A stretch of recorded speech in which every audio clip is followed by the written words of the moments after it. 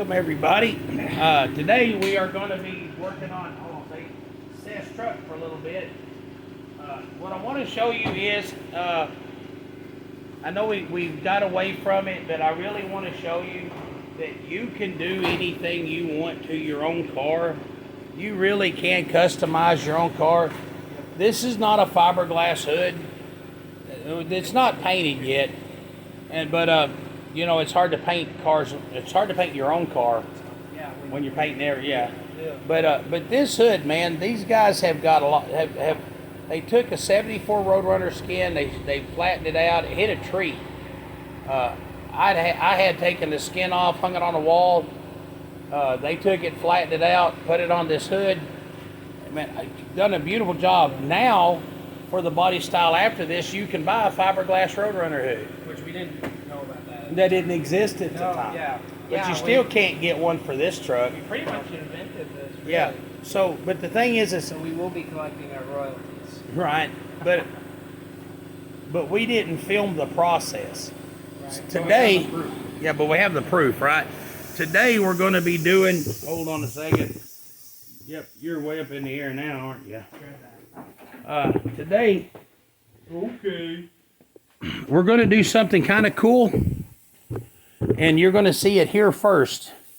Now, we've got a lot of the work done already, while Seth is rebuilding the door hinge in his truck, because that happens. It can almost fit. I don't know if it's an issue with my truck or this model. Do not touch it. It's just trucks. This is about the fourth time we've had to replace it. Well, it's the fourth time in 100,000 miles. Right? Anyway, but what we're doing is, Samuel, can you make sure I'm in frame? Yeah, you're in frame. Or can you see this? Yeah. Okay, what we did was a few years ago, 2 years ago, we went to a salvage yard and bought a used quarter panel off of a newer Dodge Challenger. It had been hit in a wreck. It had been wrecked in the rear, and it wadded up the left rear quarter panel. So the guy sold us this gas cap, right? And that's aluminum die cast right here. Anyway, the guy sold us this, but what we did was we bought the ring.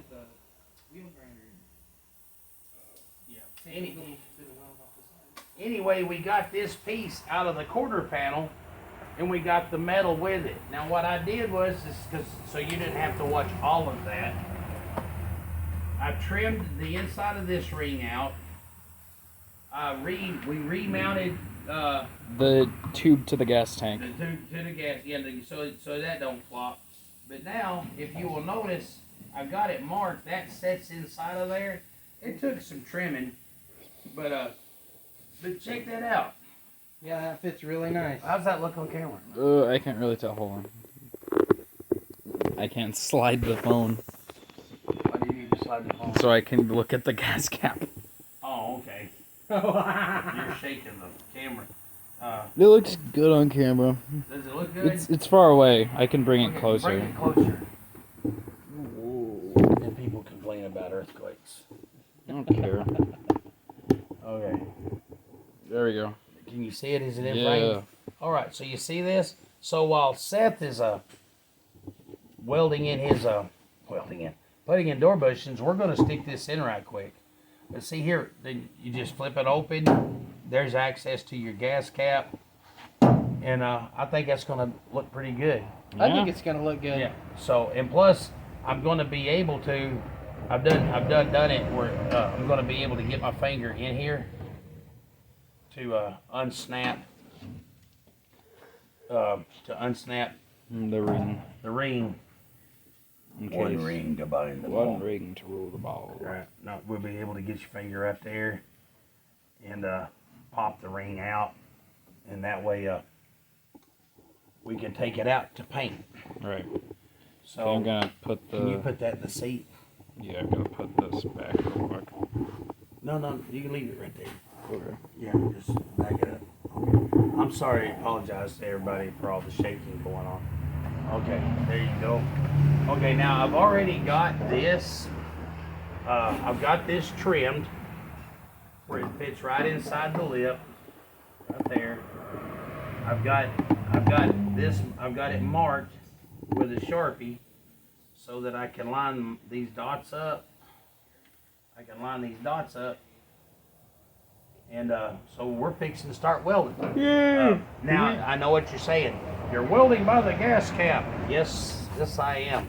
Samuel, would you go get me 2 or 3 really wet rags, please? All right.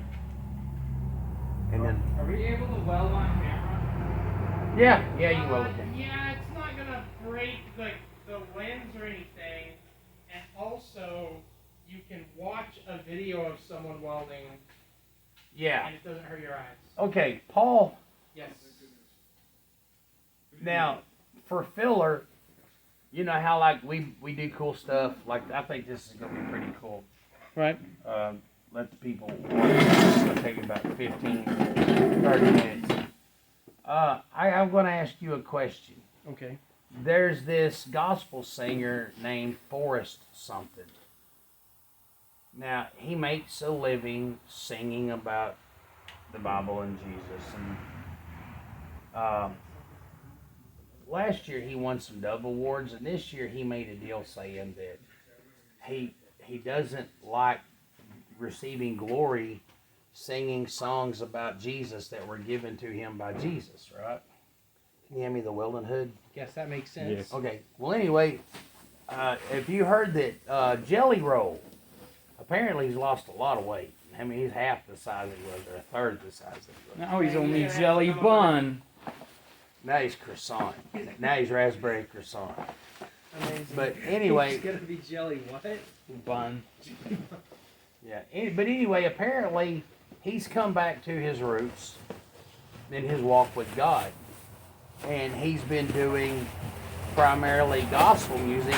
And he got up and gave a speech during the Dove Awards that was really like, you know, like we're in Matthew when God says, as you've done to the least, as Christ says, as you've done to the least of these, you've done to me, right? Right. So he's like, thank you for, that's another earthquake. Okay. I'm just So readjusting. can you roll me the welder up here? So anyway, so he's saying, plugged up? yeah, it's It's plugged just up. turned off. Yeah, just spinning around. Earthquake. Hold on, we need to move the camera. I'm just gonna move it behind the transmission. Yeah, Right camera. there. Okay, we're sorry about this. We would just start over, but we're Kind too of invested.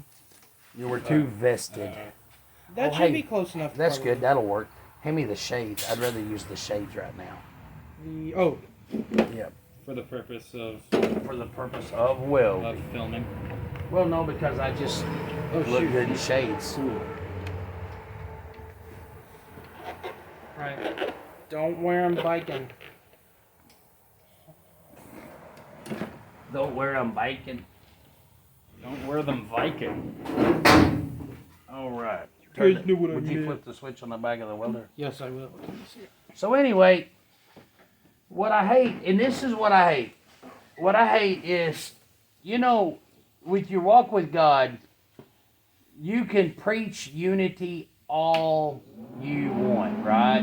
Right. And it's like Christians are going to invent things to divide over. True.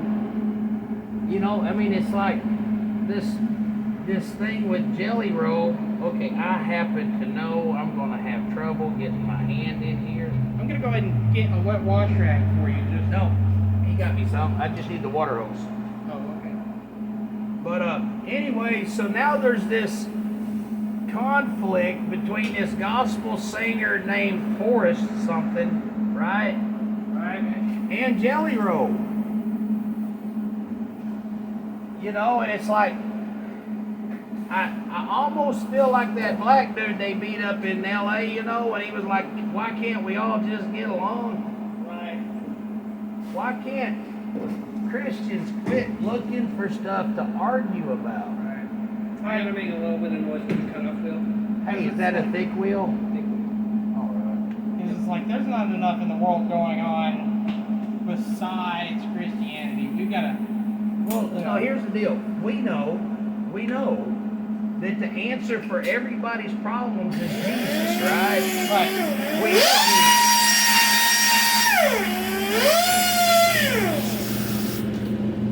We know that Paul said, I know nothing but Christ and Him crucified, right?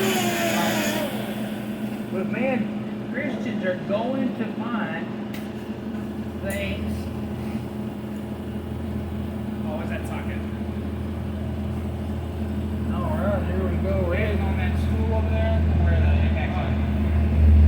I got my dots lined up. You want me to hold that? Yeah, no. Hold on. Welding gloves.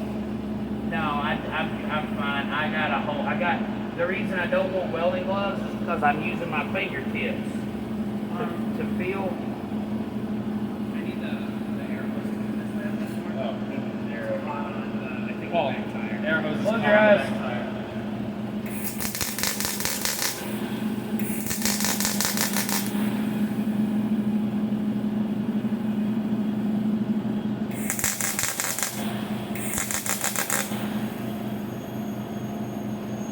All right, there we are. Now it has begun, right? No going back now. Oh, hey, the air hose is over there, man. No, just pull it it's out. hot. No, pull it out.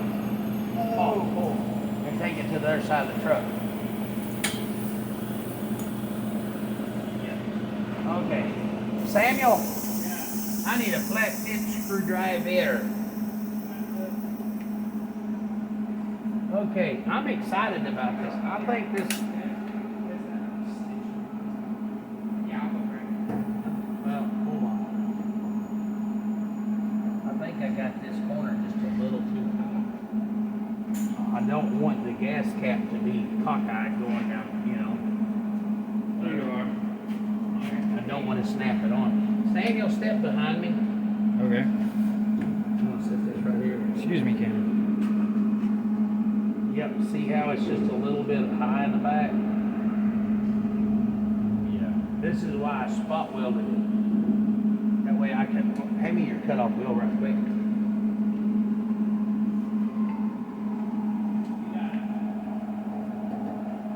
This is one of the things, always check, double check, recheck. And when you think you're right, you check again. What I'm going to do is I'm going to pop this spot weld right here off. I need safety glasses. Do you know that if you go to the hospital with something in your eye because you weren't wearing your safety glasses, the nurses have absolutely no sympathy on you. They're rude. I think doctors and nurses get away with way too much. Do ya? Yeah. It's like, dude, you have no right to be this mean to me. I'm gonna pay you $4,000 to look at my shins and say, yep, you got a piece of metal stuck in there.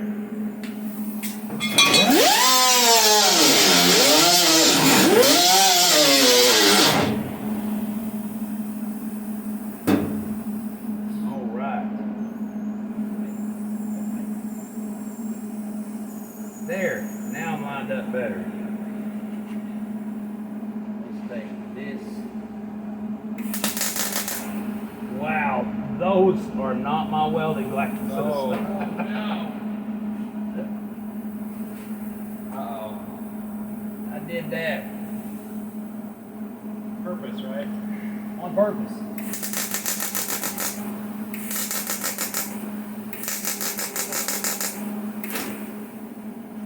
There's a safety tip for you guys. Never be using 2 pairs of glasses. Right.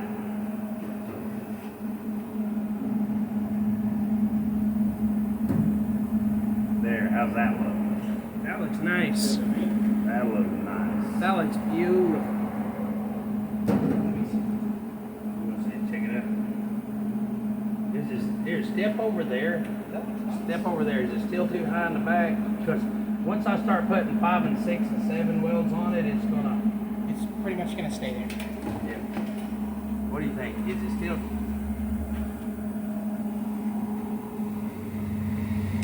I mean, it looks It looks even to me. Really. Good. Like, I'd have to get a tape measure to find out anything Well, different. It I looks, would rather just have it aesthetically pleasing. no, it looks good to me, man. All right. I'm taking the welding hood outside because it looks like Breaking Bad in Mexico.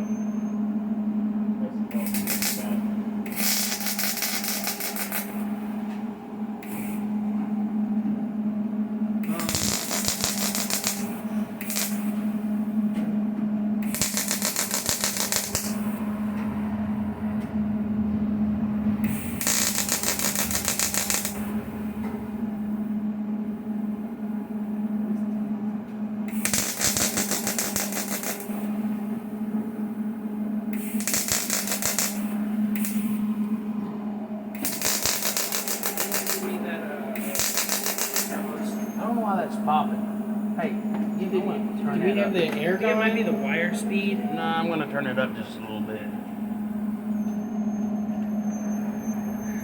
The air gun looks at like 150. Oh wait, no. I'm looking wrong. Come on.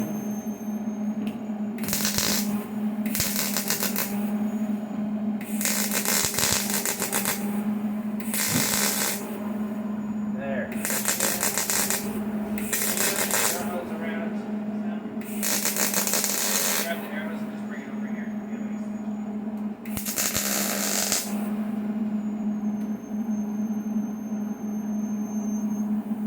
That's why you're talking about that jelly roll drama. I remember. Oh yeah. I wanted to get back to that discussion.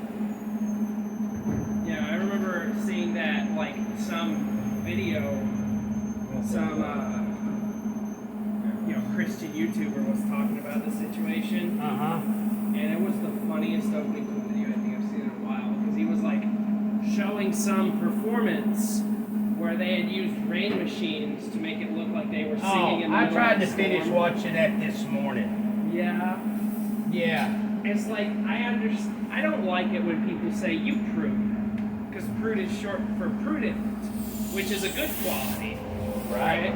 But it was this Christian YouTuber talking about this performance where these two guys have a rain machine Well, no, that was the performance with Jelly Roll and that other dude. on. Yeah, and it was a rain machine on to make it look like they were singing in the middle of a storm or something. Right. And All like, he seen was the wet t-shirt contest. yeah, and this guy was like, look at it. Look how provocative. Isn't this just the fulfillment of everything the Bible says will be wrong with the modern-day church? Look how provocative. Two grown men wearing wet t-shirts. Look how inappropriate this is. I'm not even exaggerating. No, I watched it and he starts laughing. Okay, now one of the reasons you're going to notice that I'm spotting my welds out, I'm going to do my best to weld as much of it, weld as I can. But one thing is I'm moving around a lot because I don't want the heat to warp my panel. When you're welding, that's a real issue. Sorry.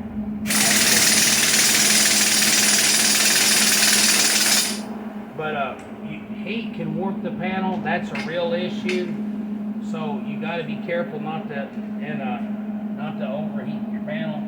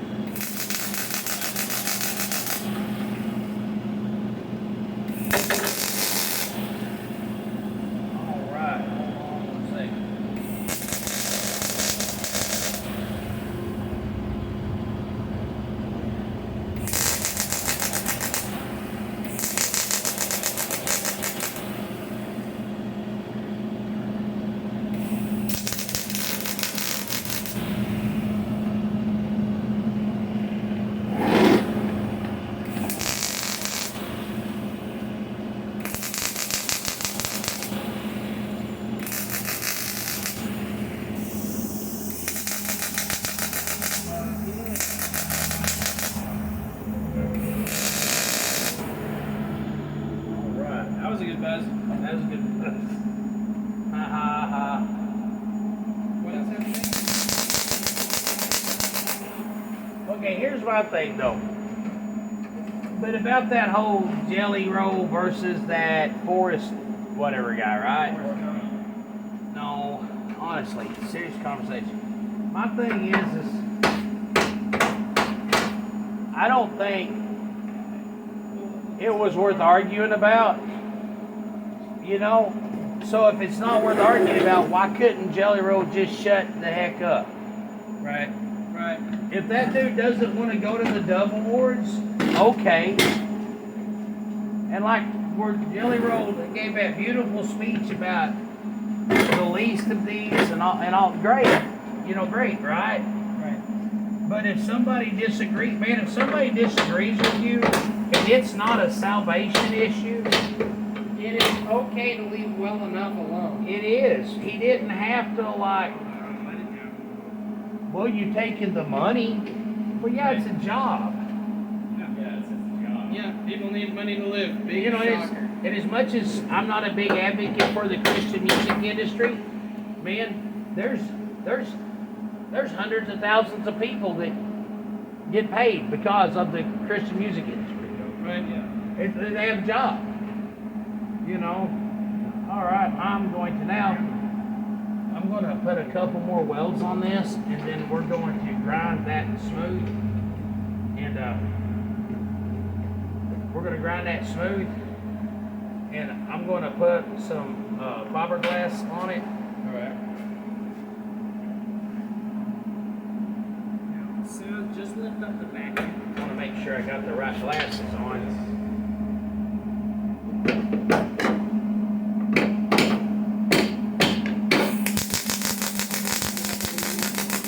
Here, let me try that right away.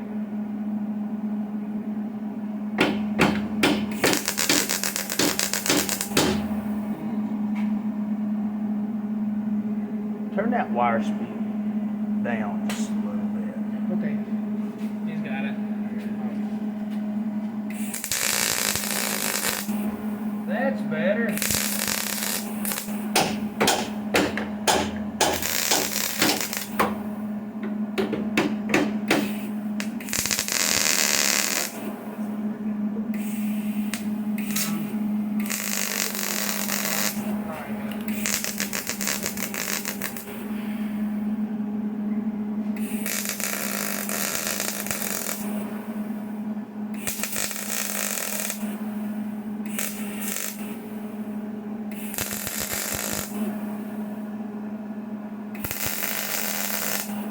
Somebody probably done left a comment. Turn your wire speed down. What jokes are you? Oh yeah, well I'm not a welder. These welds look a lot better. I think you're right because what you've got is. Hold on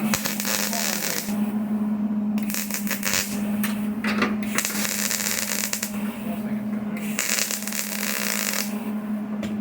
No, I was watching a video yesterday where Charlie Kirk was talking about the importance of trying to get, like he called them, chandelier swinging Pentecostals and 5-point Calvinists to come together on something they can agree on. Right.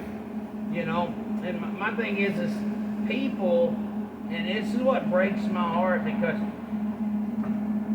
it's just human nature to look for something to disagree about. And I'm gonna say this. This may be off base, but here's my theory, right? Is what you've got is people will get saved, and all of a sudden, people will find help for their problems. They'll try to get away from their sins, and their life will generally get One of y'all, I need the air hose and that cut off. a lot cleaner, right? Yeah. But the thing is suddenly you've got these people that have lived their whole lives in some sort of drama or turmoil, and they don't know how to live without it. Drama's a drug. Yes, drama is intoxicating. That's one of the reasons I believe that Paul tells them to tell women when they go to church to shut up And if they have an issue, to go home and talk about it with their husbands. Because drama. My church recently got a lot of problems because some women couldn't shut up. Exactly. You know, I mean, I know that sounds sexist, but man, here's the thing. The truth is the truth, man. And it's there's a psychological deal where they've proven the reason men don't get into drama so much. Here's the thing: if men got into drama, inevitably somebody's going to get punched in the face. Right. Because your mouth is going to write a check, your butt has to cash. Right. What you've got is It's Jelly Roll and that other dude get on stage. They can't fist fight it. Oh wait a They minute! can't fist Do fight you because think maybe- they're. Do you think maybe Christian men are prone to drama because they know that we're not going to go to hands? Well, because maybe that, but also Christian men themselves know they're not supposed to because of this more pacifistic Christian mindset we've got. Yep. Hold on. You I know, gotta- so I gotta do instead some of resorting to hands, Christian men, instead of throwing hands, resort to drama to resolve quote unquote issues. right. Yeah.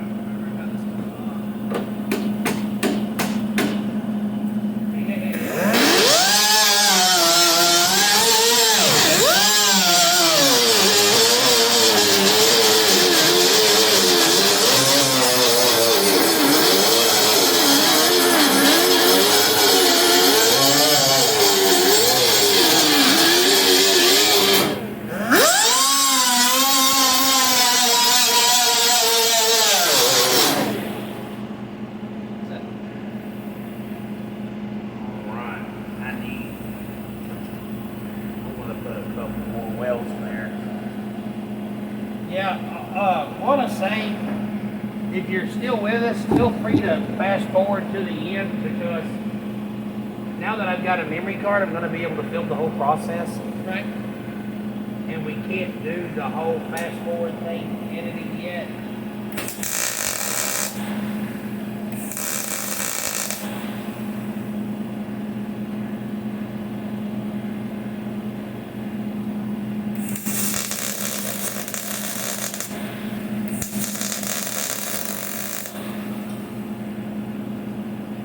But no, but that's a really good point. It's just in the modern day Christian climate, it's incredibly taboo for Christian men to knock the differences out of each other. Right. So Well, no, it,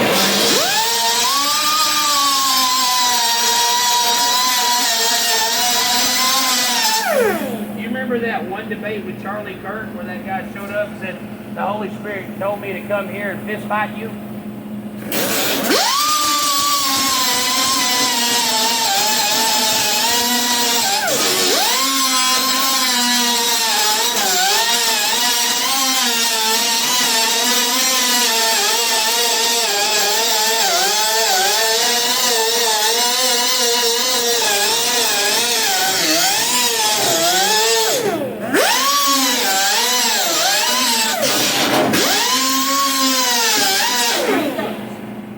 what are you doing? I asked him to get. I don't know where the ratchet is. Hey, it's under the hood of the Roadrunner. Why were you yelling at Paul? So yeah, because you were using the grinder. Oh, okay.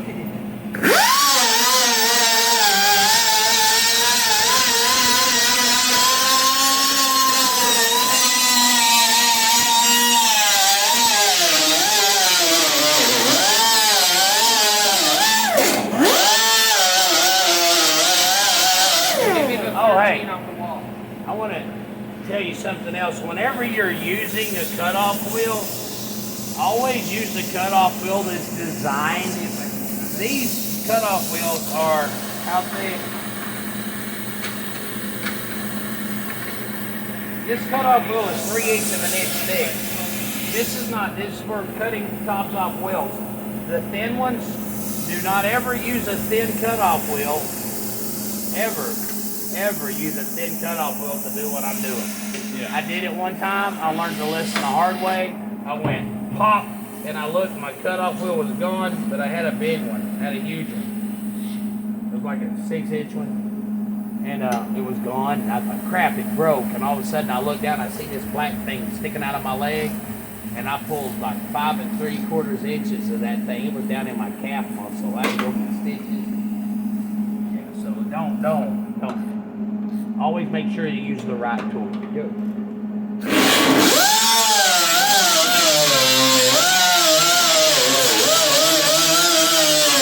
You were talking about doctors, though. When I got them stitches, I was supposed to go up to this clinic up here and get my stitches taken out, and I missed my appointment, so I called and asked if I could reschedule, and doctor said, she said, and I quote, "I ain't got time to mess with you. You're fat. You're going to lose your leg from diabetes anyway, so why should I waste my time?" Okay. Is that what she said? That's what she said. Dude, you should have sued her. I told her she was the doo-doo head, and That's ridiculous. I got mad. Dude, screw doctors. If you're a doctor watching this, you need to treat people with respect. respect. Remember the golden rule. You are not above average.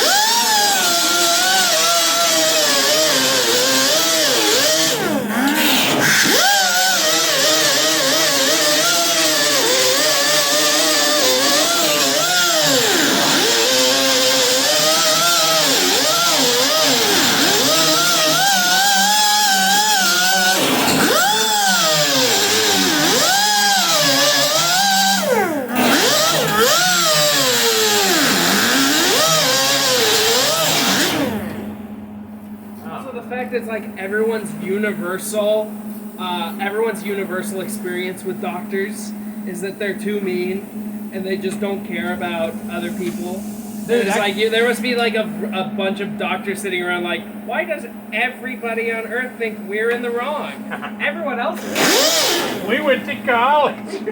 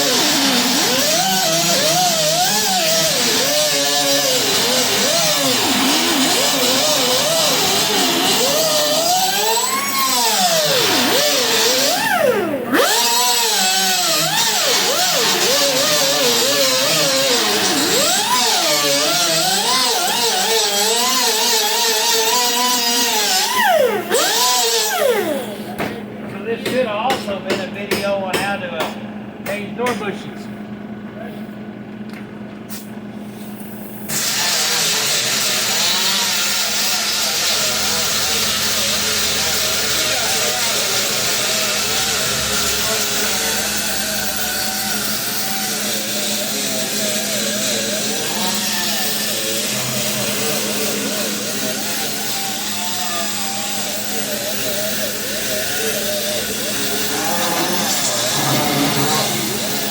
Hey, give me the grinder that goes in the bottom drawer. Yep.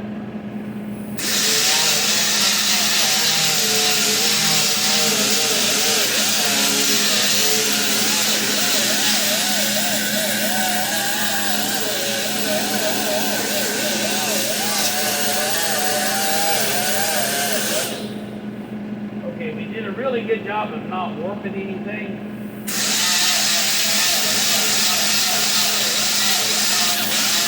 I've got a couple of spots where I'd like to put some more welds. thing you'll notice that whenever you work in a shop or around a bunch of guys, you get your own language. Like the grinder, I could have said 6-inch grinder, but it's the grinder from the bottom drawer. Right. Because all the other grinders go in a top drawer. This grinder doesn't fit where this one does. Right. So And despite them both being 90 degrees, we call that smaller one the angle grinder. yeah, yes, yeah. I never thought of it. Which it's a small angle grinder. We have a small angle. We don't have a big angle grinder. We have the small angle grinder and the grinder that goes in the bottom drawer. Exactly.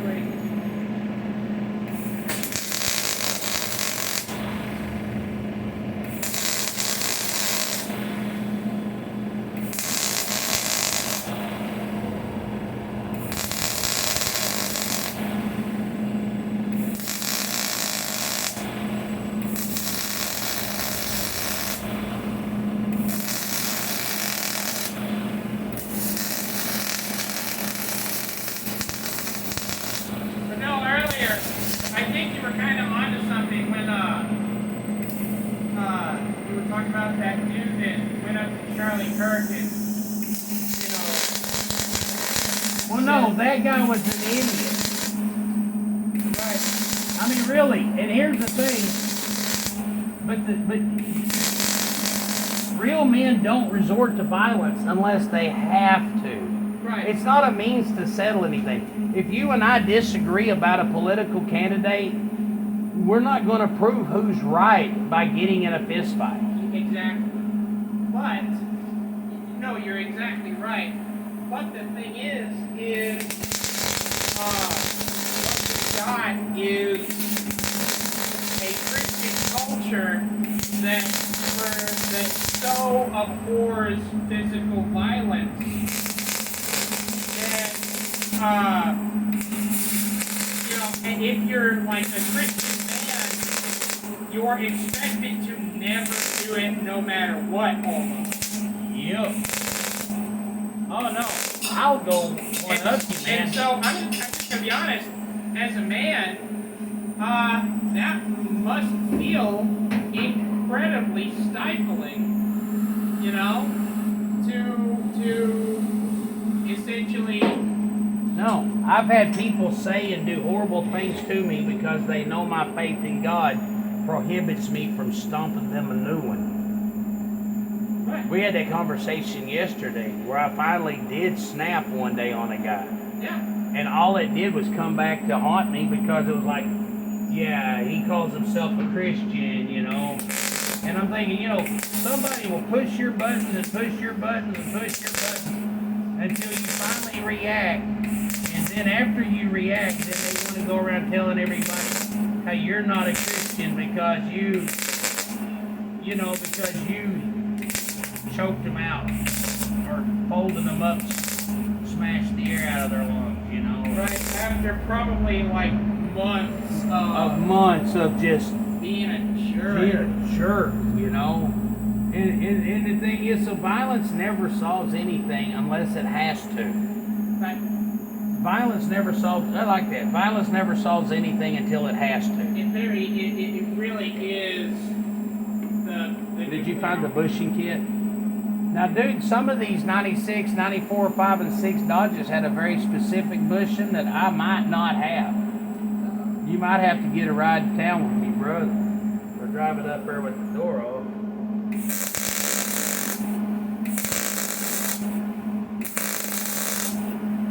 All right, I believe.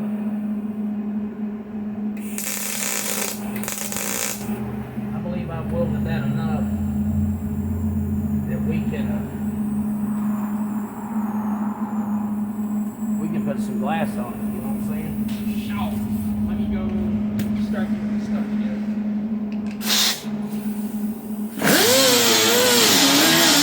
Oh, wrong glasses. Yeah, it's got like a weird like egg shape. Oh no, it's not supposed to be egg shaped. No? If it's egg shaped, then it might be wallered out to the point. Do what? Not exactly egg shaped, but it's not a perfect circle. Well, yeah, but we'll get a larger bushing to fit it. what you do is you find a bushing that fits. You make sure that your bushing that fits this fits your pin. Make sure your pin fits.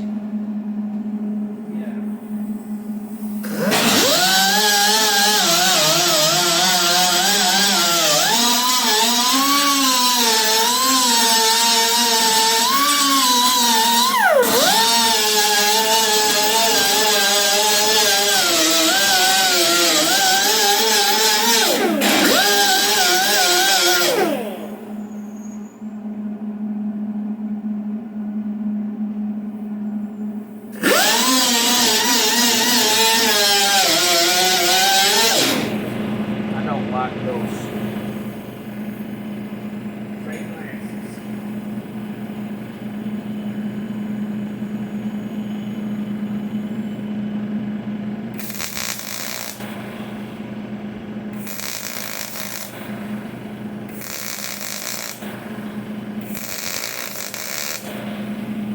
Right.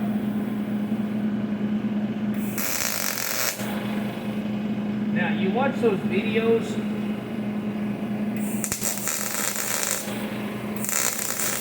Where those little dudes in Tibet.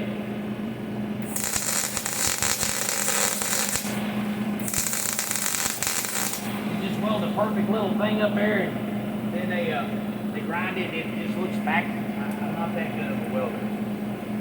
Are you gonna have to go get some bushings? Yes. All right. You got it in it? Yeah. Take the hinge with you. Hold on a second. Does your pin still fit there okay? Yeah.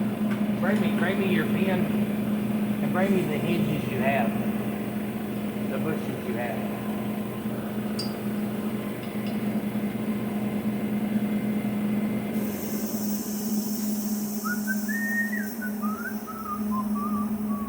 No, bring me the box.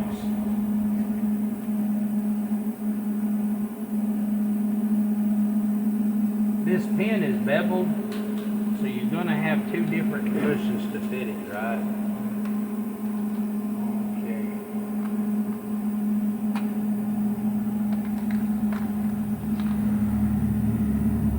That don't fit, does it?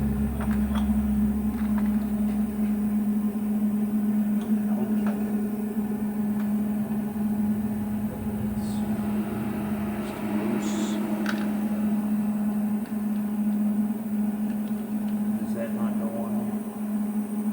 What's shiny? Those get too loose. Yeah, we've got everything on both sides, don't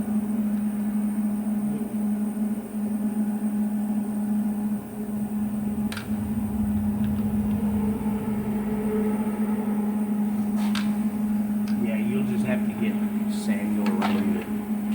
But take that. I don't do anything in bumper to bumper. Oh yeah, bumper to bumper. Yeah, oh yeah. I thought you said O'Reilly's. That was stroke.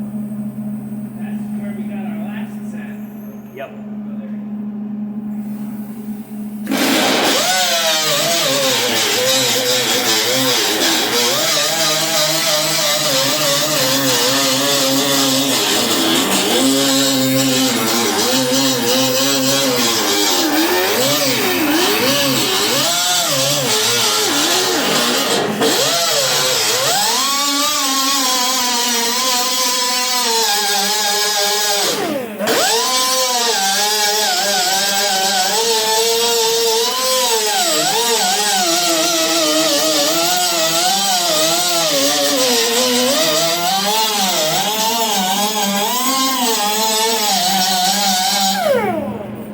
We'll be right back. All right, love you, buddy. Love you, buddy. Samuel got him a new car. He likes to drive.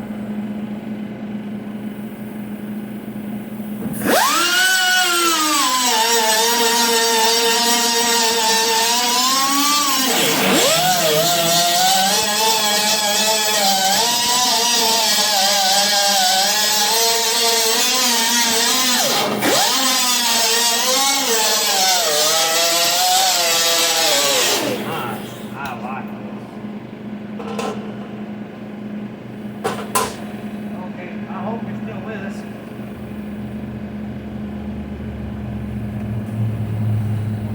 or at least fast forward, stay with us and stop occasionally.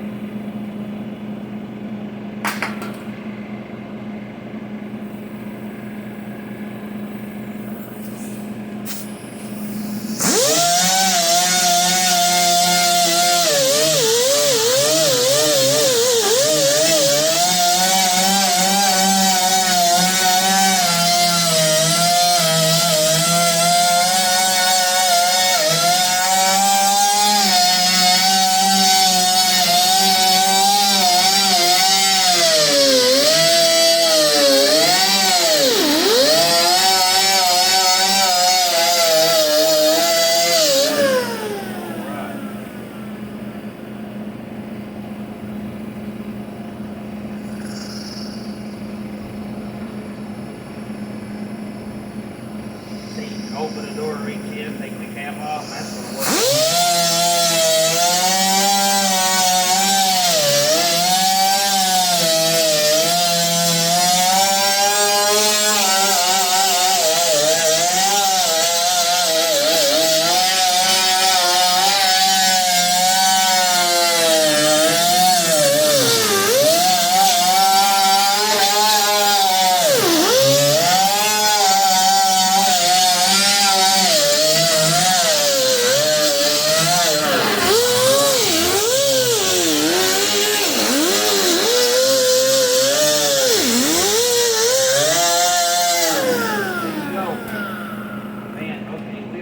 Hey, Paul, you want to make me some fiberglass?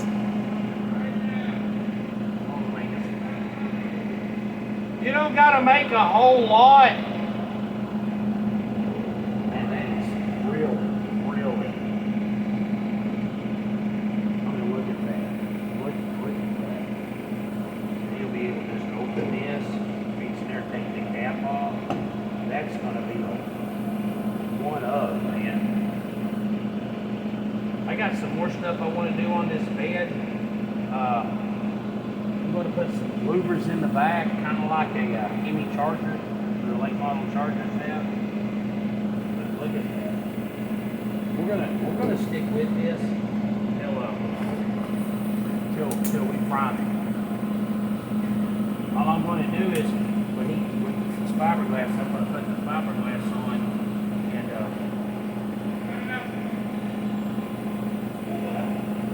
That's perfect.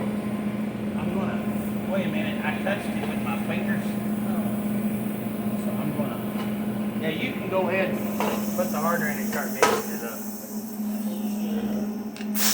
I don't like anything to touch it, like see if I touch that, I want to touch it and feel it, feel for hot spots, but the oil's on my fingertips.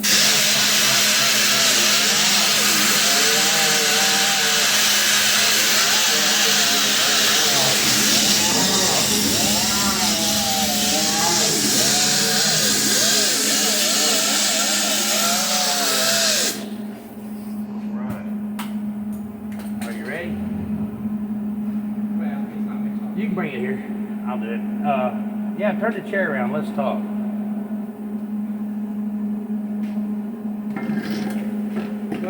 No, what I was saying is, like, yeah, you had a bad experience when you finally snapped and, you know, Well, what it with someone did- that was bullying you. But the only reason that is because of the same, you know, can't settle differences with your hands repressed Well, man, culture that Christians have today. well, Because, you know, like I'm going through a situation right now. I'm not, but I am, you know, kind of. And I'll just share because I don't understand Christians. I really don't. I mean, man, when I come to faith in Christ, right? My life was hollow and empty, and I needed a reason to carry on, you know. And when Jesus called me, out of debauchery, out of a sinful lifestyle, and set my feet upon the rock, man. And I remember for the first time I had peace. Now, a lot of people talk about they get this big feeling, you know. My deal was I just had peace from knowing that I had done the right thing, right? Right. Jesus saved me, but see, Jesus did everything it took to save me 2,000 years ago. Right. I didn't answer that call until 1990, 89, right? You know, well, it was early 90. You know, I mean, early 90, I answered that call and I had peace. I mean, there was no fireworks, there was no, anyway, I had peace, right? But ever since that, I've wanted to do everything within my power to maintain that level of peace that only comes from Christ. I'm serious, man. I've experienced the loss of one of my parents. I've experienced heartbreak. I've experienced divorce. I've experienced the death of a child. I've experienced, I mean, yeah, life. I've experienced life, right? Right. Being somebody you. Oh, you just keep talking. I'm going to tell people their opinion. Alright. Well, I guess I'll move in front of the camera where Dad was. What's up, man?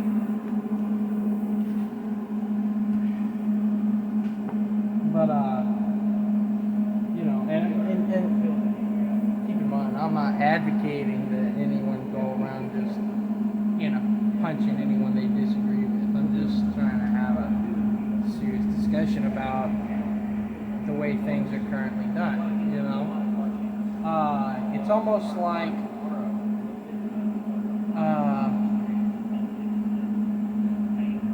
you know, one thing is I feel like a lot of people don't ask why things are the way they are enough, you know? Because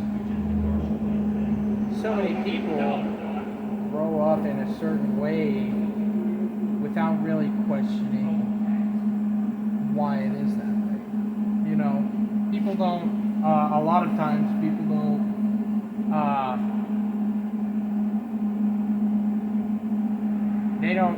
they don't confront why the things surrounding them are the way they are, and I feel like that's just not incredibly healthy, because, you know, it's like one time I heard tradition is, how did it go? It was like tradition is nothing more than problems that have been solved by your ancestors, which makes sense, you know. But and I understand that a lot of the time, and you see it all the time, when people stop following certain traditions, those problems. Yes. $3.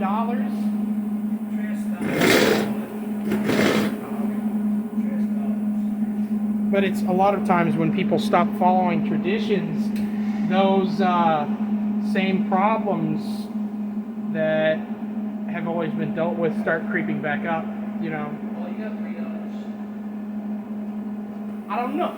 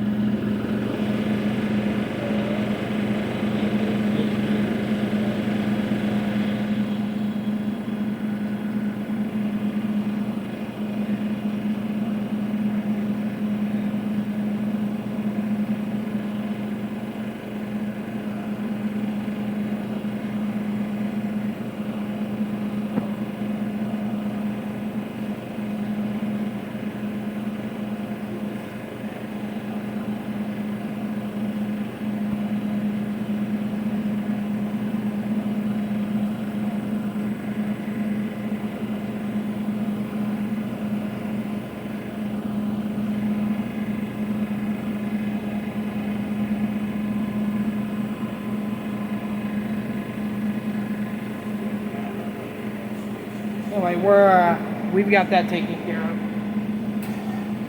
But what was I saying? Oh yeah, a lot of times, you know, when you have people fall away from tradition, when you get as those problems that have been fixed for so long, for like decades or hundreds of years, start coming back, and that's always really bad. So sometimes traditions are good and you really need them, but then other times some traditions aren't like just a fix for some sort of problem. Sometimes sometimes traditions are steeped in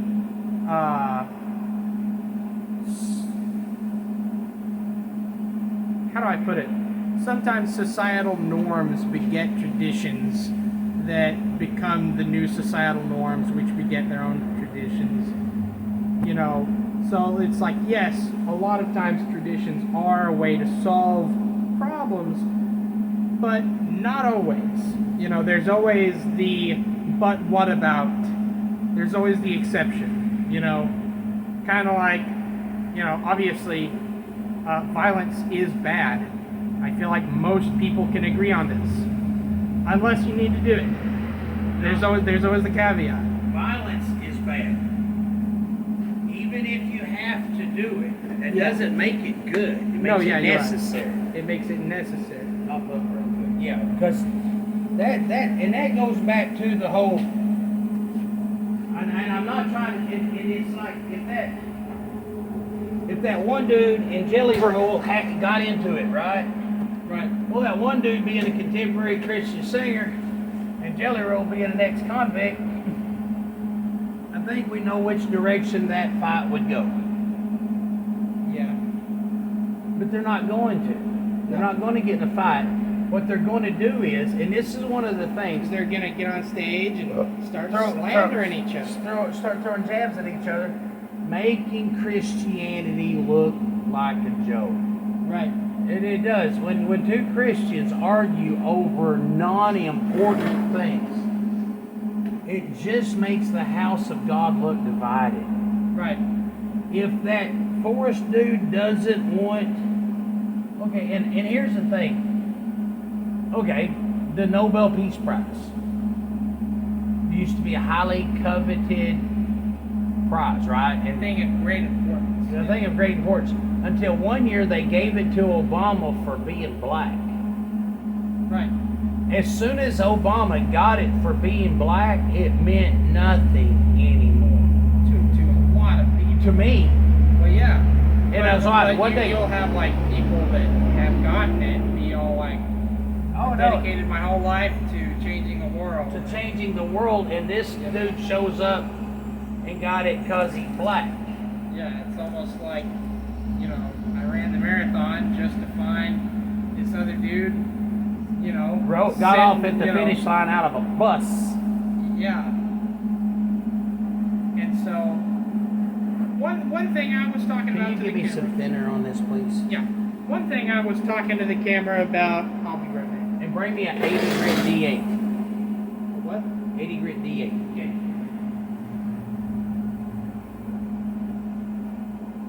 One thing I was talking to the camera about. I'm going to get primer shot on this here in a little bit. Snap this in.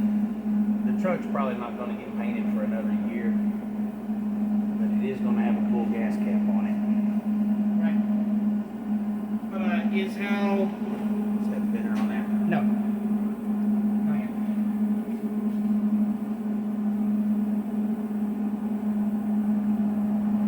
And that dude gave us some koozies, man.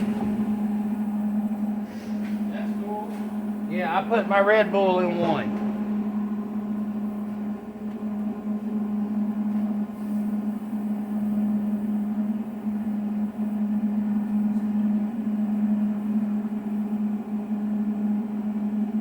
Man, I'm kind of proud of this.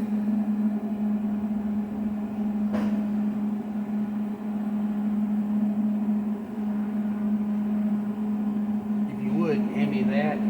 Step through here and make sure we're still filming. Yep. Turn the welder on. There you go. Yeah, Seth bought me a memory card for my phone. Yeah, we've been filming for like an hour now. So Right. that's cool. Well, that's pretty cool because that's going to, okay, and I'm going to say to do a job like this, and part of our process is to help people see that they can do it themselves, right? Right. Okay. I probably had, between cutting the other panel off the other car, you know, and everything, I probably had 2 hours total in everything. You know, trimming it, maybe 2 I'm hours. gonna go shut off the air compressor until we're gonna use. Oh, No, you're I'm right. using it. Okay, never mind. But you were talking to the camera, you said. But well, I was talking to the camera earlier about the fact that.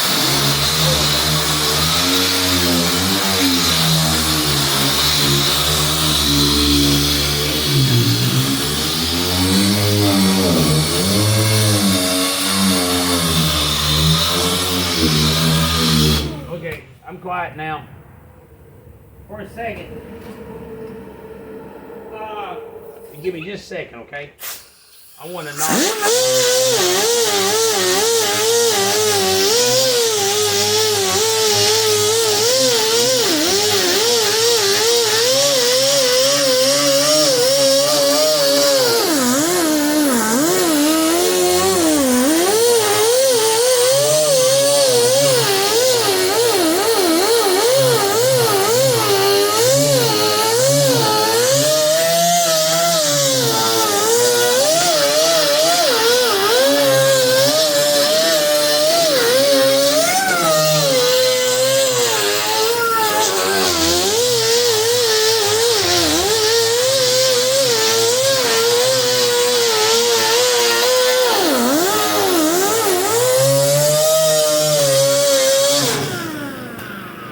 Give me just a second, and I'll let you finish your point, and I'll go get my own condo.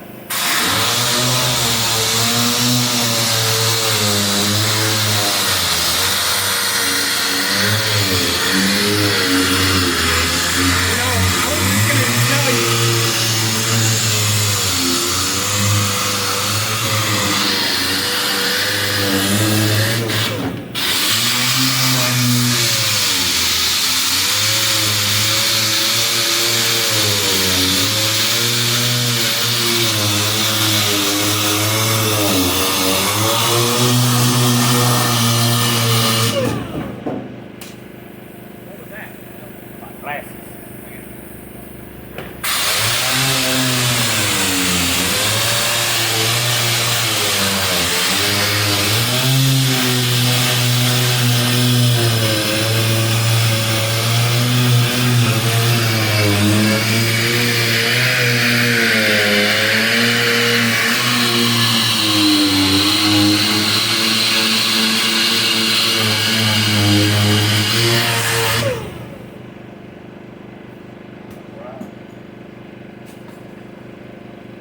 You were saying? Well, yeah. Well, what I told the camera earlier is that what you had is like you have a lot of people that will like grow up following a bunch of like traditions and rules and stuff without knowing why. Why? You know. And it's, you know, obviously when you do that, you'll have people that either will still follow them or people that will, you know, not, because why should I follow rules? It's like, well, the thing is, most people will just say, because they're rules, and don't give them an answer. And then you've got what I think is the third group, which is like, well, why should I follow rules? And then someone that actually knows why they have rules and traditions lets them know about it. You know what sucks? And it's almost like sorry. Well, no, like as a parent, with y'all, I always told y'all why. Right. Eventually. sometimes it was like because I said so, until I had time later to sit down and say, okay, the reason. A lot of people never get around to that. Exactly. The reason. And so that's why you've got a bunch of kids growing up that hear because I said so, and they'll just eventually go, well, that doesn't mean a lick. Well, see, another thing too is, you know, that's opening up a different conversation. Like right now, I had a conversation with a young man the other day who sat and told me this story about how his teacher said this and he smarted off that, and his teacher said this and then he smarted off that, and his whole deal was like, and right? Right. And right then I realized that if one of you would have ever talked to your teacher like that and I'd have found out about it, I'd have busted for reals, you know? Right. Because the problem is what he doesn't understand is, regardless of what his teacher says, he has to learn to respect authority. Now, you can challenge what your teacher says, but you can't be rude. You know, like you had a teacher one time that told you and says something, and you and Seth challenged him. Right. But you didn't, you know. That you have to respect authority because the day's going to come when you're going to be the authority. And somebody has to respect that. Right. And you see, like, I absolutely know that, but when you say that, I still get that bitter taste in my mouth. Right. Because I really don't want to. No, you don't. That's part of the sin nature. Right? But, yeah. And the thing is, I can justify it too. Oh, it's not sin nature. I just don't like it when bad people tell me I have to do something when I'm good people and I don't have to listen to bad people. You know? Right. So it's really easy to justify not respecting authority. It's easy to justify not respecting rules or traditions. Yeah, but my thing is too, you know, you can be respectful. You can stand up for your principles. You can stand up for truth. You can do all of these things without being a prick. Exactly. True. But what I was saying earlier to kind of finish my point is one time I heard that all tradition is the solution to a problem that our ancestors had to deal with that's not a problem anymore because of the tradition. And obviously, that is true a lot of the time, right? And so what you'll have is, you know, kids grow up and they become adults and they don't know why we follow these traditions and they shy away from them because they don't think they're important or they actively dislike them. And so those problems start coming back up. But then you've got other times where traditions aren't problems to solutions, because not like while traditions are, not all of them are. Like right? all of the traditions that people in this area had to keep them from getting eaten by bears. Right. Yeah. Those may not be important anymore, because, you know, big shocker, there aren't any bears in Yeehaw, Arkansas Well, anymore. no, there are little black ones. Oh, right. Well, there aren't any bears that I can't fist fight. Hey, But, go get me a piece of, just a piece of. The phone's ringing. Here, bring me that, and bring me a piece of like 36, 40 grit paper bag. Okay.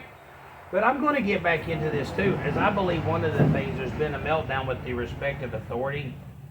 Everybody believes that everybody's equal, and that's just not true. I had a guy one time, me and a buddy of mine were working at a welding shop. Who is it? North Arkansas Electric. You can go ahead and tell me. Dad's busy right now.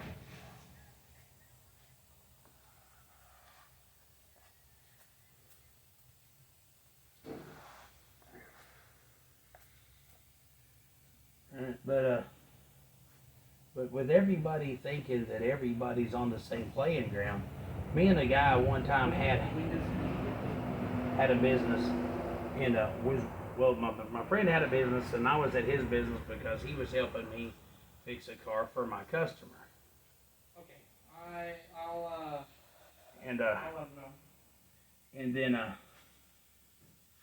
so this one dude shows up and he needs some work done. So while he's over there talking to my buddy about getting some work done, all of a sudden I look, and this dude's teenage kid walks over and hops up and sits on the trunk of my customer's car. So I yell at the dude and I'm like, hey! I'm yelling at this kid. This kid walks over. I need a piece of 36 grit paper, buddy. Okay. But this kid's sitting on the trunk of a customer's car, not his car. And I yell at him. He's playing a game on his phone. I yell at him and he ignores me. Then I yell at him again and I'm starting to walk over towards him and he looks at me and goes like, what? Right. Make you think what, you know? Did they give us a deadline? Yeah. I'll let you know when we're not filming. Alright. But anyway, but this dude, this kid, he thought that he had the right to just walk over, sit on somebody else's car, you know? I mean, Right. he thought he had the right to just walk over and sit on somebody else's car. And when I interrupted his video game on his phone, he looked at me like I was the one putting him out. Right. When it's people completely. And I started walking towards the dude, right? Right. Like, you little punk, you know, right? And his dad jumps. His dad's seen this whole thing going down. And his dad runs over. And the whole time the kid's sitting on the trunk of the car, not getting off. He goes, what? You know? And his dad runs, hey, like to me, right? I would have shoved you off the dude's car onto the ground. Yeah. You know? And then the dude like, no, hey, don't, no, hey. And then he starts this, hey, don't talk to my kid that way. I'm like, don't talk to your kid that way. And I said, tell your kid to get off the trunk of somebody else's car, or I'm going to drag him off by his hair. The whole time the kid's sitting there, and Dad goes, you can't threaten my kid. And I said, okay, I'll threaten you. I'm going to charge you $75 an hour for the damages he's doing to the trunk of that car, right? Right. And then all of a sudden, the dad's like, son, get off the car, you know? I'm like, okay, so now you've got a kid with bad behavior, Right.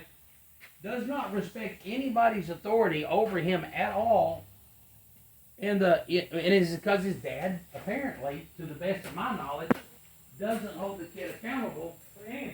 Here he is.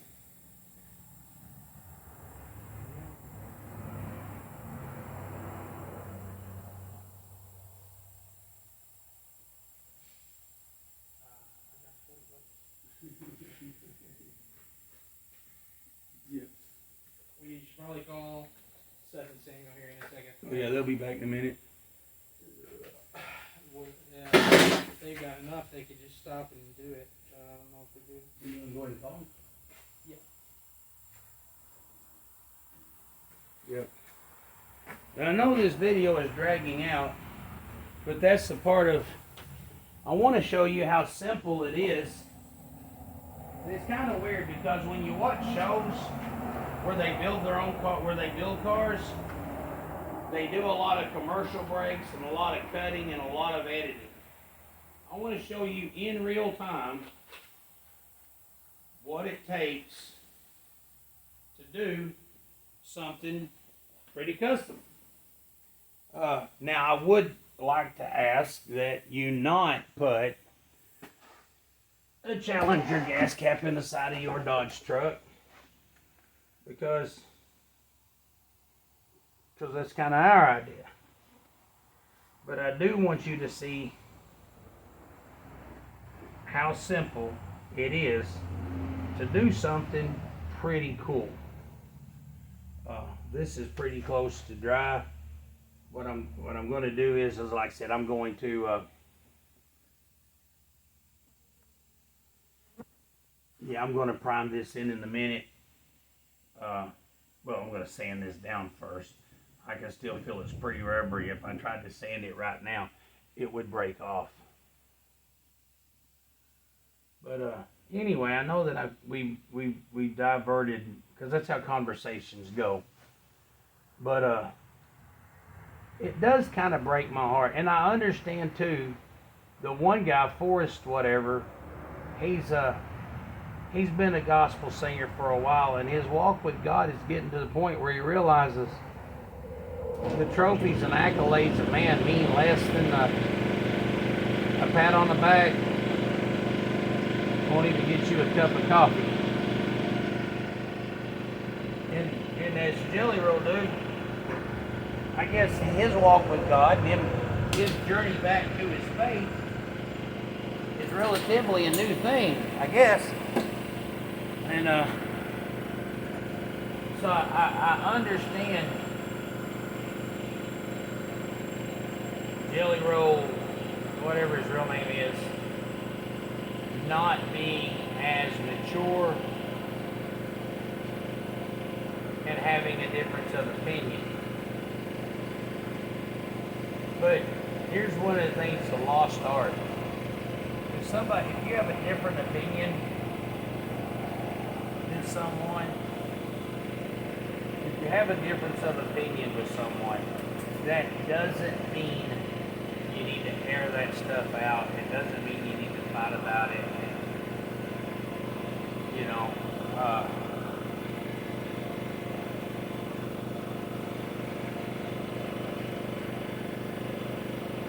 yeah.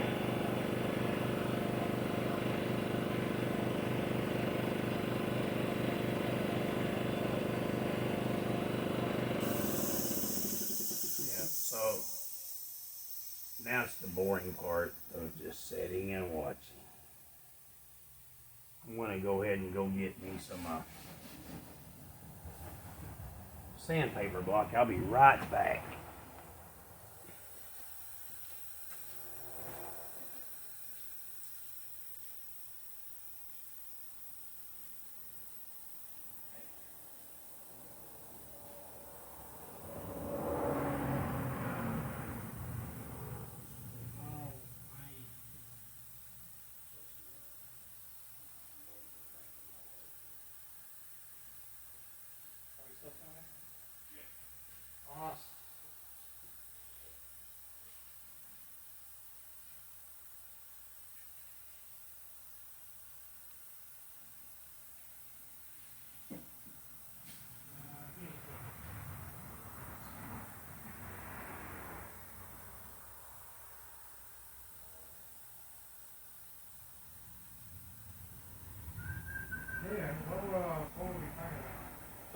I was just talking about how I think Jelly Roll could have just shut up and let it ride. But with him being a younger Christian, and I guess, but the thing about it is like being when I was a younger Christian, really all I wanted was, the more I studied the Word of God, it's kind of sad. The more I studied the Word of God, the more I realized the Bible says that there's just going to be contention and fighting and arguing and bickering, and there's just going to be these things, you know? Right. And I was like, maybe we can skip that part. Nah, man, people are jerks. People are just mean. You know? People are just gonna argue about it. Yeah, see, if I was that Forrest dude, I probably wouldn't even respond back. You know? But if I did, it would just be like, love you, brother. This is just the point that where I'm at. Right. I want to show y'all too. I watched a video the other day where somebody did a short on how they made sanding blocks out of paint paddles. See, inside of there is a wooden paint paddle. Right. That's what we use. We use that more than any block we've ever bought. No, yeah, totally. I think I can count the amount of times I've used the sanding blocks, but no, we use those sticks Yeah, we use every it day just about. for everything from. I had a guy one time actually use, like, you know, the deal, like, how do you get your panels that laser beam flat? With a paint paddle. Yep. That really is just the secret ingredient. That's how you do it. Yeah. See how that's just trying to break off here? That's what happens if you sand your Bondo too soon. Dang.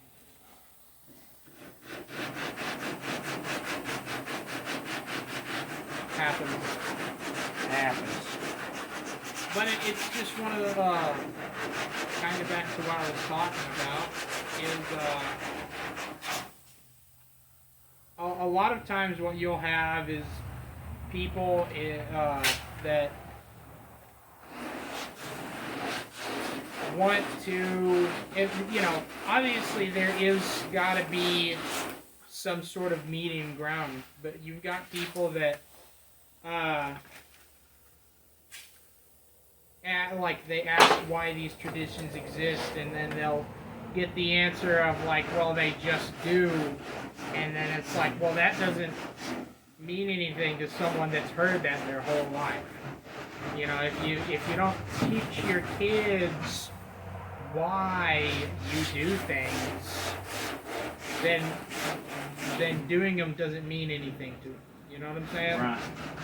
And Okay, so what like, you've got is, you know, and if a kid asks you why you do certain things, you may come to realize, hey, this is kind of a pointless tradition because we don't need to do it anymore. kind of like how I feel about wearing ties.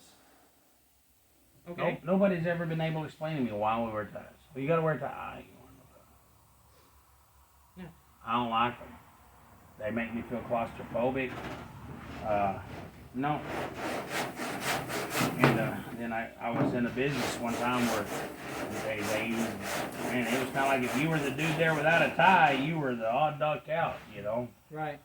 And I was like, I still haven't had anybody give me a reasonable response on why. Oh, well, it's just expected of you. Well, You're supposed to do it. you just do. Yeah. The richest people in the world don't wear ties. Nope. So it cannot mean success, you know. It's just a decoration. It's not even the same thing as wearing pants. Well, why do you wear pants? Oh, Cover my nakedness. right. Well, why do you wear a shirt? Because no one wants to see what's Yeah. under your shirt. Well, why you gotta wear a tie? Because no one wants to see your shirt. Right. You know? I mean, it's, you know, if you have a bunch of traditions Well, you that, remember the tradition about the woman that was teaching her daughter how to cook a ham? man, I was about to bring that one up. We still need to tell. You can have it. Is that, when one day this mom was teaching her daughter that was growing up the traditions on how to make the Thanksgiving ham, right? So the first step was you have to get a 14-inch pan and put it. The first step was you cut 3 inches off the end of the ham. Oh yeah. And she was like, why? Well, you just do. But why? Well, you just do. Well, why? Well, that's what my mom taught me. So they called Grandma. Right. Hey, Grandma. Hey, sweetheart. Why do you cut 3 inches off the ham? Well, you do. But why? Because you do. But why? Because you just do. But why? You know, and like, oh, I don't know. That's the way I was taught. Right. So Grandma calls Great Grandma. And Great Grandma was like, well, because you do. But why? Well, because you do. But why? Well, that's the way I was taught. But why? So Great Grandma gets to going through Great Grandma's recipe book and finds out that what it was during the Depression. You could, you know, you get a 12-inch ham. Well, she had an 8-inch pan. Yeah. You know, so that tradition was handed down.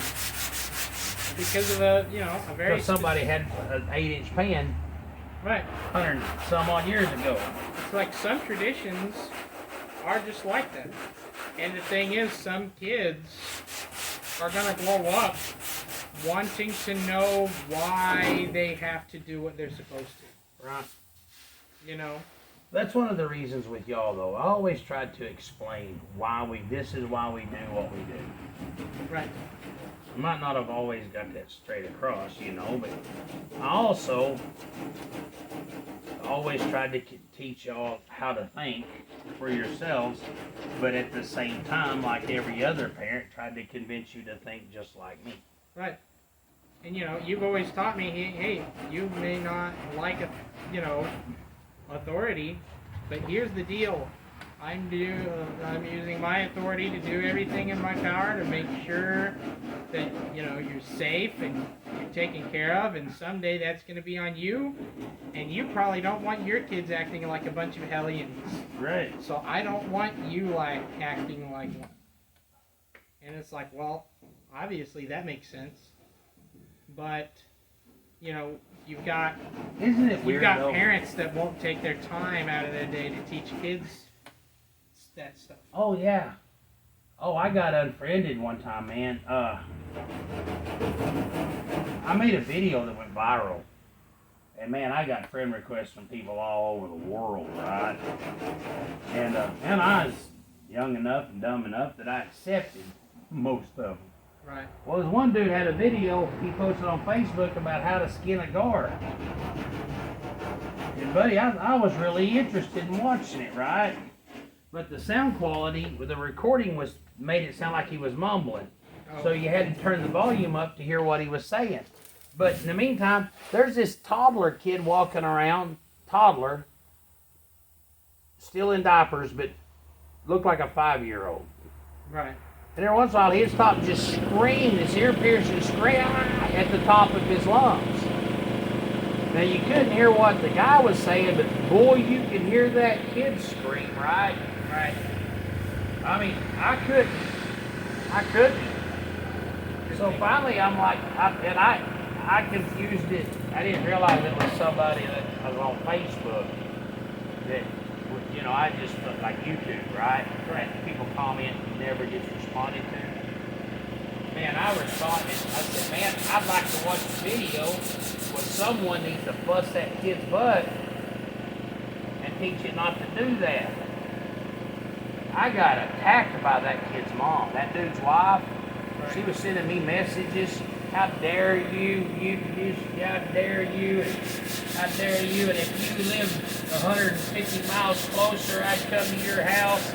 Yeah, well, that's just a bad mom. Yeah, that was a bad mom, but the deal is like when y'all were kids, y'all acted up occasionally, and I just, Yeah. no, we will walk out of Walmart and go into the parking lot, and I am not afraid for them to call the police. Right. But y'all grew up to be good citizens. And that's one thing, everywhere I go, man, people are like, man, your kids are so good. Your kids are so good. Well, they're so good now because they're incredible people. Right. They were so good before because, by golly, they better. Right. And now I've been a grown man for 5 years. no, it's been longer than that. Hold on. 24, right? I promise I can do math. Hold on. 7 years. And, I hadn't killed nobody on purpose. Can you go get me a piece of 80 grit folded double, please? That was a joke. I actually haven't killed anybody. In fact, my dad's taught me to be smart enough to not kill anybody on accident either. So I haven't done that. But anyway, if you lose interest in the conversation, please feel free to click forward. I know I could have done this. I wish we had the editing stuff. Hey, Dad, what did you ask me for? A piece of 80 grit folded double.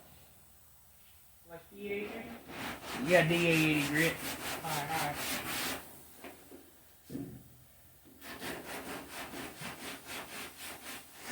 Hey, if y'all want to for lunch, Tony's cleaning out the fridge and bringing all the leftovers here. So, you know, she got a big old pot of homemade chili. And she got a big old pot of homemade chili. And she got all that grilled chicken from the men's meeting. Daggone. That sounds good. I've got a wave right there. I didn't. It's not part of this welding. It was just there. Really? Yep, and it goes up to that crown way up here. Now, see, that's one thing. A lot of times when you're doing this, you're going to find out you got dent you didn't even know you had. Dude, I've got to take a giant pipe cleaner and just ram it in my ear. My ear itches so bad right now. Go get me make me some filler, please. Okay. I put too much hardener in this. When you put too much hardener in your body filler, it causes it to be brittle on the end. You can still use it for filler, but it doesn't want to feather right. I think the Bondo board's back here, Chief. I got it. Okay. Here's one.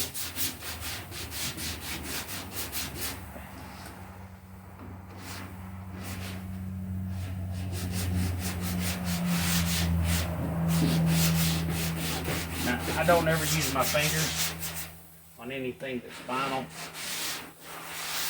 but this isn't You have final. the Bondo spatula? Yep.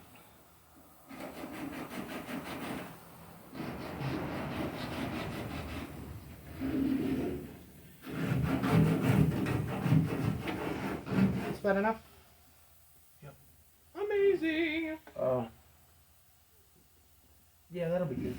But anyway, if you're a young parent and you're starting to have kids and you want to teach them, you know, to respect you, Don't start when they're 8.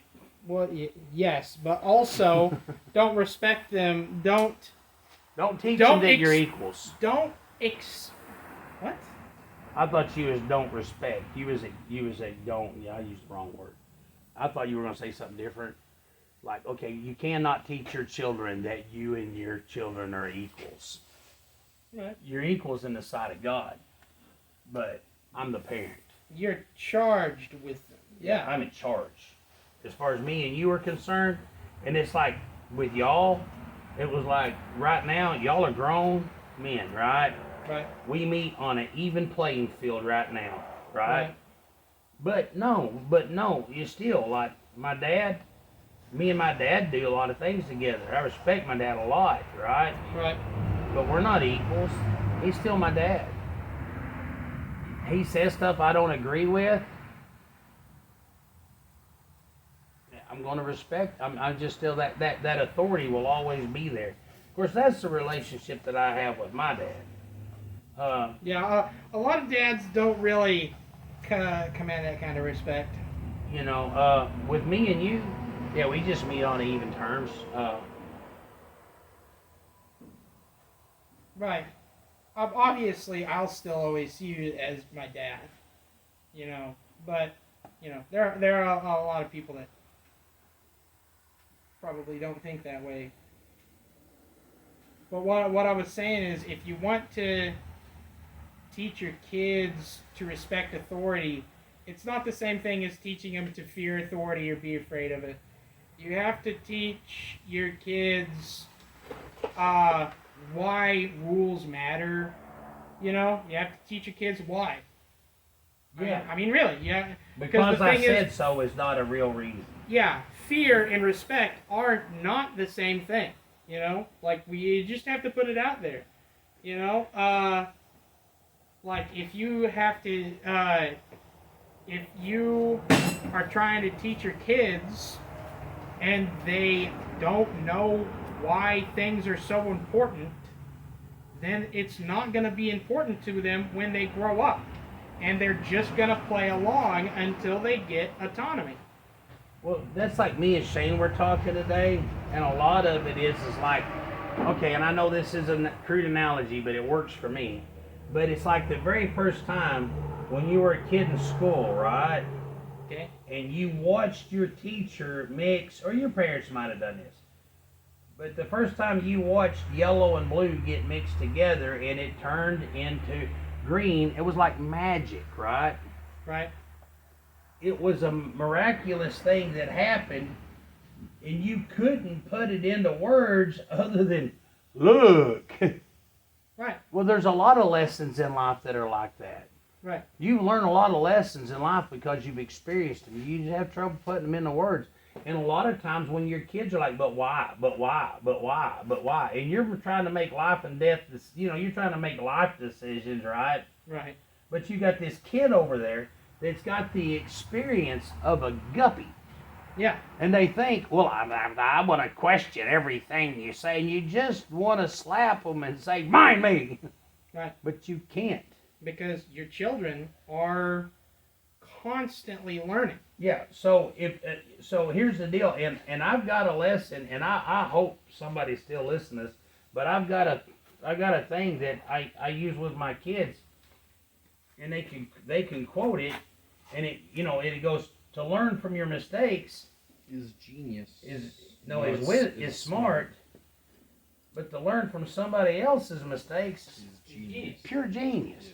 And so let them learn from your mistakes. Don't bottle up all those, like, okay, sons, life lesson.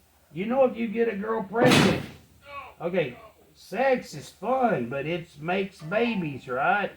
True. If you get, it does. Okay. Yeah. Sorry. Samuel, I had that talk with the other two. you're walking around with 5 siblings. Do not be pretending. But sex turns into babies. Did you know that if a girl gets pregnant, if you get a girl pregnant, she go to Little Rock, get an abortion without your consent. Right. So you need to understand, sex fun, but you might wind up making a baby that somebody can just kill your kid. Here you go. Right. Think about that. Yep. Did y'all stop at the power company? Yeah. We have Friday. Do what? We can pay him on Friday. Okay, I know. So did y'all? I thought. Did y'all stop and pay the bill? Not all of it. How much do you? Yeah, 125. I gotta. We'll be able to get that. All right. So What do you- this looks like it's coming along good. Yeah, we're fixing. I'm not gonna be able to do the door stuff. She had to order the parts. All right. But, Well, hey, while we're sitting here, go ahead and clean out your floorboard. We'll start ripping the dash out that truck. It don't fit. It doesn't? Nope. We start cutting up the dash in that truck. Don't. I'm gonna put that dash pad in my white truck, cause it fits the white truck.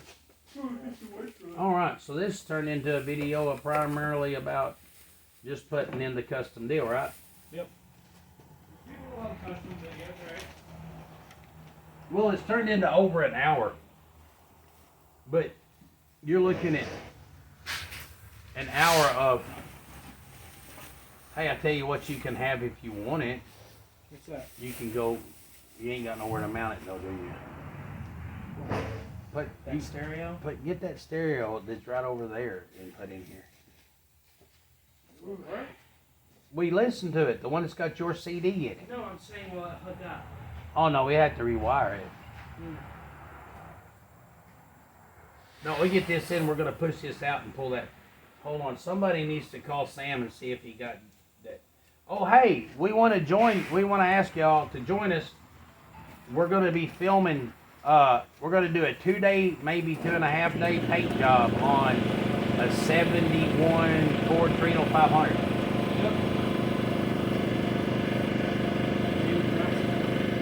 Ain't rusty.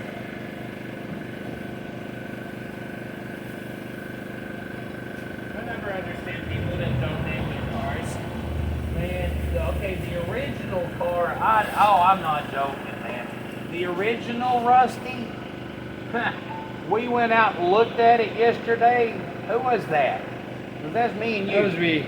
When that dude hit the back of that car, it ripped it to shreds. It was like gone.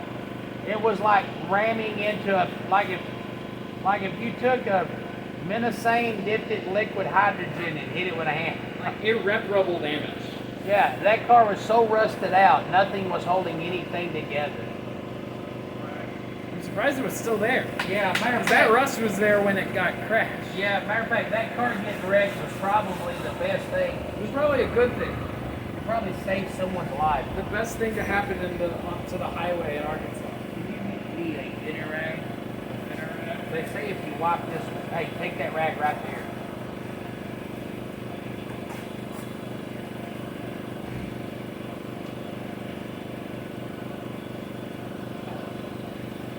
They say if you wipe the spiller, it gets a coat on it. They say if you wipe it with thinner, it dries faster.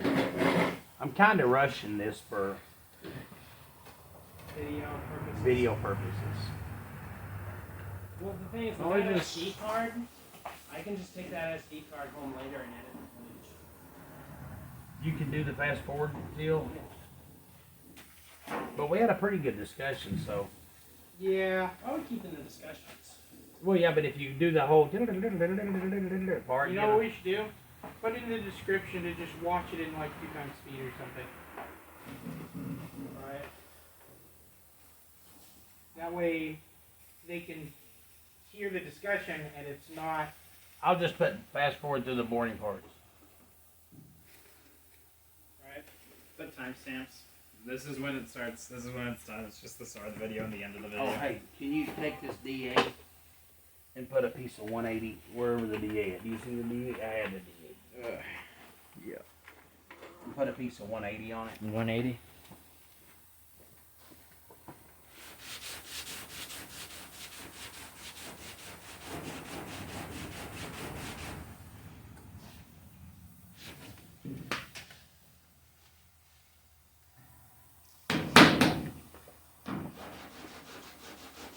So what were you guys talking about? Man, the conversation went like rabbit trailed really bad. Oh, those are the best conversations. Yeah, because, okay, I was talking about how the one dude that said he did not want anything from the Dove Award, apparently it triggered Jellyfish. And, because he won some stuff at the Dove Award. Right. You know, and we talked about how, like, a lot of times if there's, like, okay, take for instance, like, the Nobel Peace Prize, right? Right here. Right. Thanks, man. You know, the Nobel Peace Prize used to be really, really coveted until Obama got it for being black. Yeah. That just don't mean much. But here's the thing. Oh, no, he there got... weren't even Democrats that were upset about that. See, he because- got it for being black, but there was somebody that came up with a cure for an incurable disease that year. Yeah. Saved thousands of lives. And, you know, the thing is, I will bet $1 billion the guy that made that cure had less civilians bombed with unarmed drones than Obama did. Oh, yeah. Oh, I'll Which just... was such a point of contention even in the Democratic Party that everyone was talking about it. It wasn't a story that one side covered up while the other side reported on it. Yeah, everybody's pretty mad. Yeah. But, man, I hate this. I keep getting ahead of myself. Because we're filming, I'm trying to hurry the process. Right. And see how that broke off. Oh yeah. It'll be okay. You can feather it out. I'm going to go ahead and feather it and prime it. Yeah. I mean, the first prime's usually not perfect anyway. But, It's Seth's truck. We don't really have to care. Well, I didn't say that. I did. but, when, but what I was also talking about was like, apparently Jelly Roll got bent out of shape that this dude no longer wants any Dove Awards because, and here's the deal, if somebody disrespects your award, they are kind of disrespecting you, is the way you take it. That's why people take it personal, right? Right. Like, I won a Dove Award. Who cares? Okay, wait a minute. Well, What? the heck? I care. Right. I want it. Yeah, I care. I want it. And like Jelly Roll was saying, look, I like the Dove Awards because my kid's at the house watching this. Well, no, it's not just the kids at the he's not, and he isn't saying my kids at the house watching me get this award. What he's saying is My kid is sitting here watching me transform my life through the power of Christ. Right. Right. You know, that's what he's saying. And so, when he feels like that's being disrespected, of course he's going to get defensive, right? So, I understand why Jelly Roll got offended. I do. Right. But at the same time, man, if something is not a salvation issue, let's not argue and and make the gospel look like. I mean, what has happened is there's a guy got up and said something, and then it butt hurt a bunch of people, so they turn around and they want to argue about it. So now all the people that listen to not Christian music can point at the Christian music awards and justifiably say, look, man, they can't even get along. Right. Which I do know a lot of people are getting excited about this so-called revival that's breaking out since Charlie Kirk's assassination. And while I agree, I've heard Charlie Kirk I've heard him get led down rabbit holes to get him off point, right? But I've never heard him make a valid point that I disagree with, right? Right. But one of the biggest things he talked about was, man, let's focus on what we have in common. And work out what we disagree about. And work out the rest.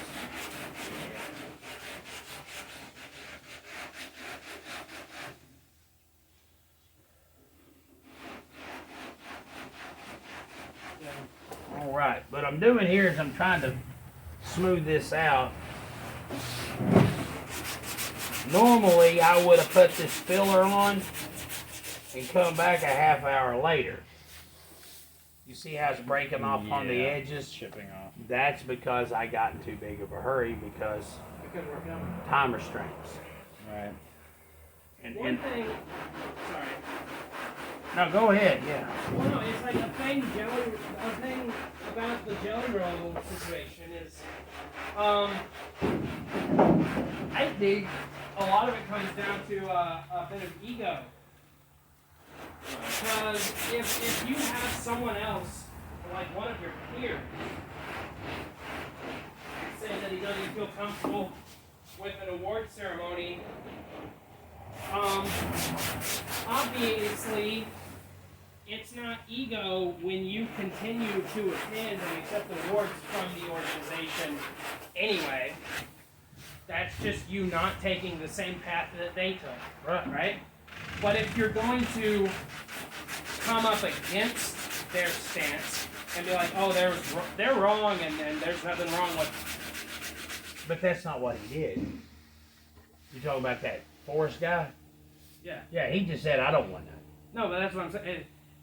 But for Jelly Roll to then afterwards be like, I think he's wrong and I think that, there's more to the award ceremony than he lets on, it's almost like he was so upset that one of his peers would like invalidate the awards that he won. So instead of hearing it as, that's an interesting way for someone to believe, although I disagree, it's like he took it personal. It's like, he said my awards were bad. No, actually, he used the words that you used almost, because instead of him saying, oh, that's an interesting take that I disagree with, he was like, oh, that's an interesting take. And then he started pointing out what he perceived to be fallacies in the take. Exactly. Like, you'll take the money but not the award. Well, yeah, I mean, the money's the job. That's what you get paid to do, right? But, anyway, my thing is, and it's made me question myself because, dude, lately I feel like God has really blessed me with some really good sermons, right? Right. But, man, would I want to accept a Preacher of the Year award? Well, heck yeah, I would. Right. But should I? Well, that, you know, it reminds me. No, it reminds me of a story I heard about a young seminary student. Right. Right. This dude goes to seminary. The church pays for this kid to go to seminary. The kid goes to seminary and he comes back. And there was all this fanfare, you know, little Billy's going to bring the message after, you know, 5 years of seminary and a doctorate in theology. And they're like, you know, and it was one of those churches that has someone announce them, right? Right. And it's like, well, man, that's the thing that bothers me.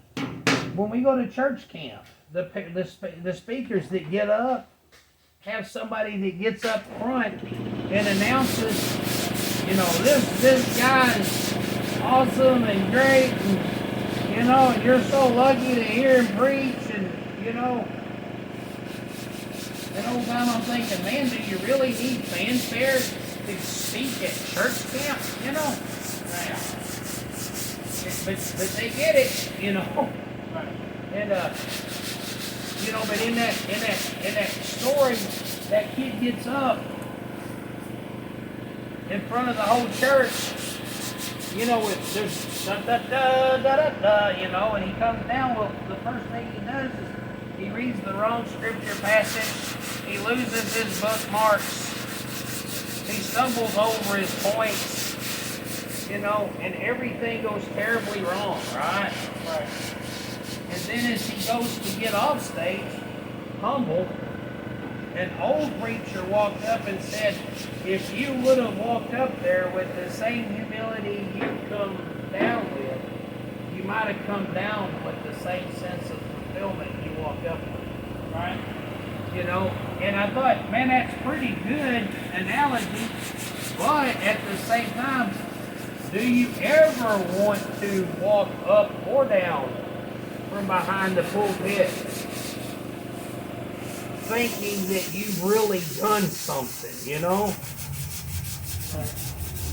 The thing is if we're all just humble servants of Christ. Right. Right. I love, man, one of the things I love about the book of Acts is in the book of Acts, it starts talking about how the disciples are beaten, right? Right. You know, they're beaten for their faith. You know, they're beaten, and they witness, and people are getting saved. The church is growing, you know, by leaps and bounds. But every time they get together, no one talks about how many baptisms or how many. They talk about how they were blessed enough to have been beaten for Christ. Right. And I think one of the major problems with modern day Christianity,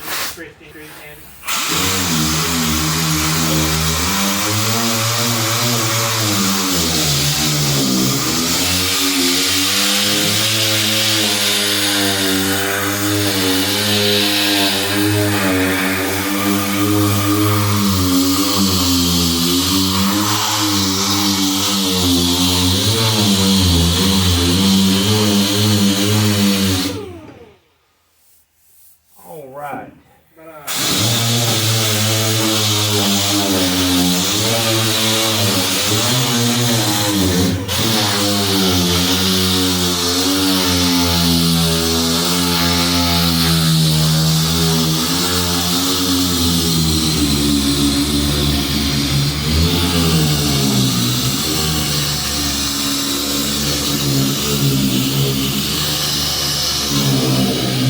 Seth, would you make some primer? Just a little. All we have is black primer, ain't it? primer the whole vehicle.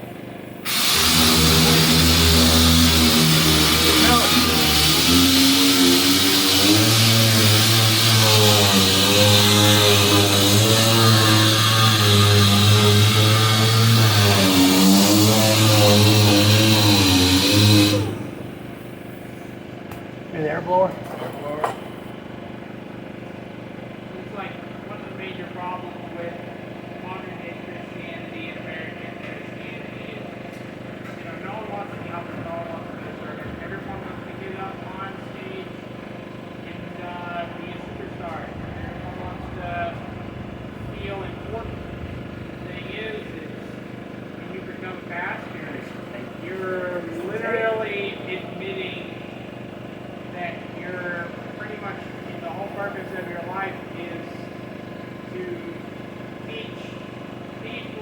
about someone more important than you.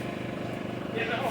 Well, that's If you think about that, if you're becoming a pastor, which isn't a job, it's a calling, you're admitting that your life's purpose is to make sure people know about someone more important than you. Yeah. Which means Jesus. yeah, exactly.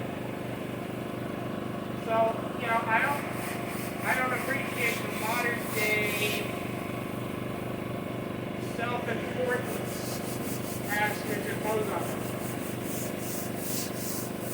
Yes, we are almost over. This video is almost done. Yeah. Paul, would you give me the wide tape, please, sir? Yes, I will. I got it. Oh, Sam got it.